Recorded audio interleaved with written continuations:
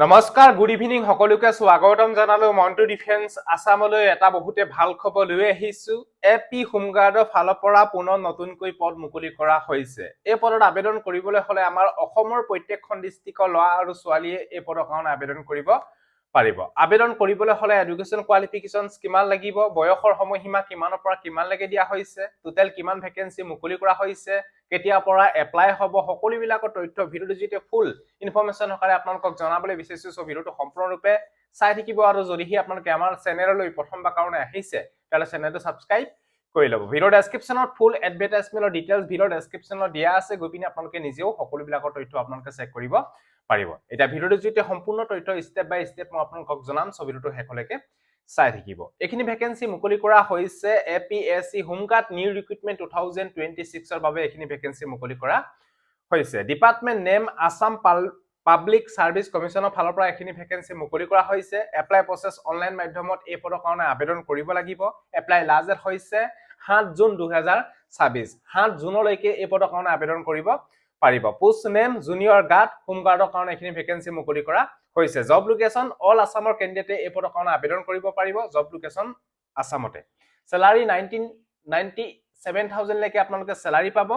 Official ওয়েবসাইটৰ নাম হৈছে apsc.nic.in। তাৰপা নেক্সট হৈছে important date. Official notification release হৈছে 5 মে 2026 আৰু ইয়াৰ এপ্লাই ষ্টাৰ্ট হ'ব 8 মে 2026 ৰ পৰা আৰু এপ্লাই লাষ্ট ডেট হৈছে 7 জুন 2026 লৈকে এই পদৰ কাৰণে আবেদন কৰিব পাৰিব। তাৰপা নেক্সট হৈছে এপিএসসি হোমগাৰ্ড ৰিক্ৰুটমেন্ট 2026 ৰ ডিটেইলছ। এইখিনি আপোনালোকৰ নৰ্মেল হোমগাৰ্ডৰ ভেকেন্সি নহয়, এইটো বিষয়ে আপোনালোকে গম পালে। এপিএসসি ফালৰ পৰা ওলোৱা এইখিনি ভেকেন্সি, এইখিনি হাই লেভেলৰ vacancy. Number of post total vacancy মুকলি কৰা হৈছে 22টা vacancy.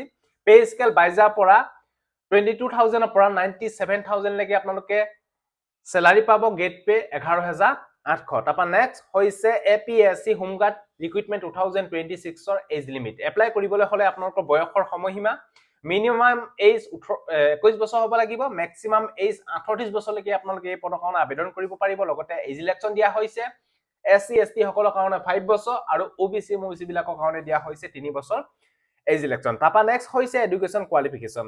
Education qualifications minimum qualification is graduation. আপোনালোকে যদি এনি গ্ৰেজুৱেশ্যন যদি আপোনালোকে কৰিছে তেতিয়াহলে আপোনালোকে এপিএসসি হোমগাৰ্ড পদবিলাকত আপোনালোকে আবেদন কৰিব পাৰিব। যদি ইন্টাৰেষ্ট হয় তেতিয়াহলে আপোনালোকৰ গ্ৰেজুৱেশ্যন যদি কমপ্লিট কৰিছে তেতিয়াহলে আপোনালোকে এই পদৰ কাৰণে আবেদন কৰিব পাৰিব। আবেদন কৰিবলৈ হলে এটা এপ্লিকেশ্যন ফিজ কাটিব লাগিব। জেনেৰেল কেণ্ডিডেট বিলাকে 297.20 rupees পেমেন্ট কাটিব লাগিব।